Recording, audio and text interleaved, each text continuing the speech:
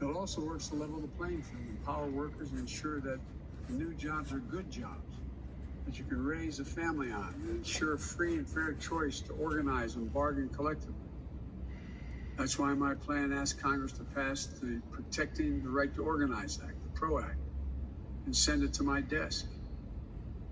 This plan is important, not only for what and how it builds, but it's also important to where we build. It includes everyone, regardless of your race or your zip code. Too often, economic growth and recovery is concentrated on the coast. Too often, investments have failed to meet the needs of marginalized communities left behind. There is talent, innovation everywhere. And this plan connects that talent through cities, small towns, rural communities, through our businesses and our universities, through our entrepreneurs, union workers, all across America. We have to move now. Because I'm convinced if we act now, in 50 years, people are going to look back and say, this was the moment that America won the future. And Tesla went to the moon.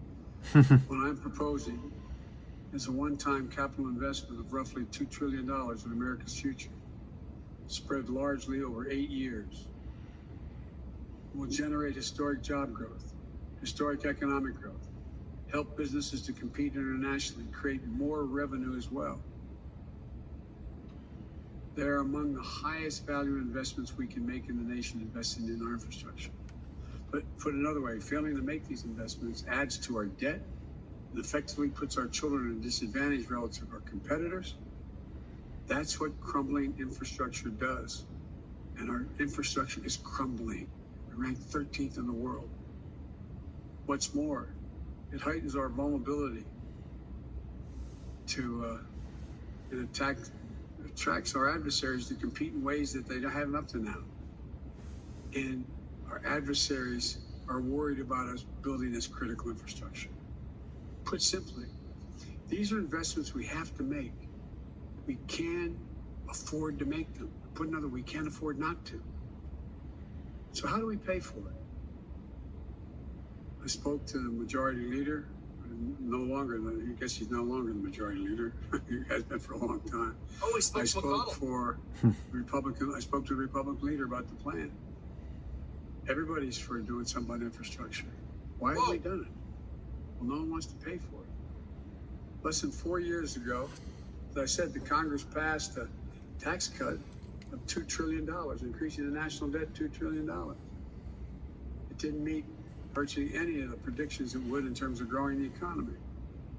Overwhelmingly, the benefits of that tax package went to the wealthiest Americans. We need it the most. It even included new investments that would profit by shifting profits and jobs overseas if you're a corporation. It was bad for American competitiveness, deeply unfair to the middle-class families, wrong for our future. So here's what I do. I start with one rule. No one, I say it again, no one making under $400,000 will see their federal taxes go up, period. This is not about penalizing anyone. I have nothing against millionaires and billionaires. I believe American capitalism. I want everyone to do it. But here's the deal. Right now, a middle-class couple, a firefighter and a teacher, and 2 kids making a combined salary of, say, $110,000, $120,000 a year, pays 22 cents for each additional dollar they earn in federal income tax. But a multinational corporation that builds a factory abroad, brings it home and sells it, they pay nothing at all. We're going to raise the corporate tax. It was 35%, which is too high. We all agreed 5 years ago it should go down to 28%, but they reduced it to 21%. We're going to raise it back up to 28%. No one should be able to complain about that. It's still lower than what that rate was between World War II and 2017. Yeah. Just doing that one thing will generate $1 trillion in additional revenue over 15 years. In 2019, an independent analysis found that there are 91, let me say it again, 91 Fortune 500 companies, biggest companies in the world, including Amazon, that use various loopholes so they pay not a single solitary penny in federal income tax. That's bullshit. I don't want to punish them. That's just wrong. That's just wrong. Farmer and teacher paying 22%. Amazon and 90 other major corporations paying zero in federal taxes. I'm going to put an end to that. Here's how we'll do it. We're establishing a global minimum tax for U.S. corporations at 21%. We're going to level the international playing field. That alone will raise $1 trillion over 15 years. That'd be good. We're also That's why these make big companies deductions could by finally getting their corporations share for offshoring of paying jobs their and taxes. shifting assets overseas. You do that, you pay a penalty. You don't get a reward, in my plan. And use the savings from that to give companies tax credits to locate manufacturing here and manufacturing and production here in the United States. And we'll significantly ramp up the IRS enforcement against corporations who either fail to report their incomes or underreport. It's estimated that could raise hundreds of billions of dollars. All this adds up to more than what I proposed to spend in just 15 years. It's honest, it's fiscally responsible, and by the way, as the experts will tell you, it reduces the debt, the federal debt over the long haul. But let me be clear. These are my ideas on how to pay for this plan. If others have additional ideas, let them come forward. I'm open to other ideas so long as they do not impose any tax increase on people making less than $400,000. Let me close with this. Historically, infrastructure had been a bipartisan undertaking, many times led by Republicans. It was Abraham Lincoln who built the Transcontinental Railroad. Dwight Eisenhower, Republican, the interstate highway system. I could go on. But that's just something else that he wants to go and do that, you know? If he can do that to the big businesses, if when they can finally pay their share of taxes, oh man, that would be so nice. That really, really would be, because these companies don't need Today in that. the House or Senate, maybe I'm wrong, gentlemen, who doesn't think we have to improve our infrastructure? They know China and other countries are eating our lunch. So there's no reason why it can't be bipartisan again.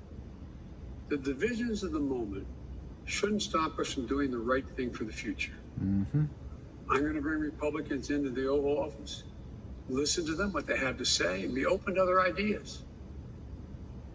We'll have a good faith negotiation with any Republican who wants to help get this done. But we have to get it done. Yep. I truly believe we're in a moment where history is going to look back on this time as a fundamental choice having been made between democracies and autocracies. You know, there's a lot of autocrats in the world who think the reason why they're going to win is democracies can't reach consensus any longer. Autocracies do. That's what competition between America and China and the rest of the world is all about. It's a basic question. Can democracies still deliver for their people? Can they get a majority? I believe we can. I believe we must. Delivering for the American people is what the American Rescue Plan was all about. And it's been overwhelmingly popular when I wrote it. Everybody said I had no bipartisan support. For overwhelming bipartisan support were registered Republican voters. And ask around. If you live in a town with a Republican mayor, a Republican county executive, or a Republican governor, ask them how many would rather get rid of the plan. Ask them if it helped them at all. It's what the American Job Plan is about. The new one I'm proposing. I hope Republicans in Congress will join this effort. I hope and I believe a number of businesses will join this effort. And I hope and believe the American people will join this effort. Democrats, Republicans, Independents, we can do this. We have to do this. We will do this. We just have to remember, this is the United States of America. And I've said it 1,000 times. There's nothing beyond our capacity if we act together. Yep, that's true. So it's time to move together. We can do everything that we Thank you, can. and I hope I get to come back to see you folks after this plan? I'll do a summary. Let's see This if he will does be cool. questions, though. Question is, Because I also have more insight that I pulled on the plan. This will Hold be on. good. apprentices, more people, because we're building so much. God bless you all, and may God protect our troops. Thank you. Okay, again, we're good. So that's his speech for the infrastructure plan that he has. Hopefully everybody enjoyed it. Hopefully everybody got some good ideas of what he's got planned and ready for the future. So if you like this video, please give me a big thumbs up. Subscribe to my channel. This is going to be a pretty long video, so hopefully everybody will see it. It's in 2 parts. I'm going to release it tomorrow, one at 7 and probably the other one maybe at 1 o'clock. And hopefully everybody will see it. So hopefully you like the video. Give me a big thumbs up, subscribe to my channel, hit that notification bell to let you know about future videos I got coming out with. If you want to support my page, my Patreon page is linked below with my PayPal donation page. I'm glad you great for you guys to check that out. Thank you very much for supporting me and liking my content. Enjoy the videos. Until the next time, next video.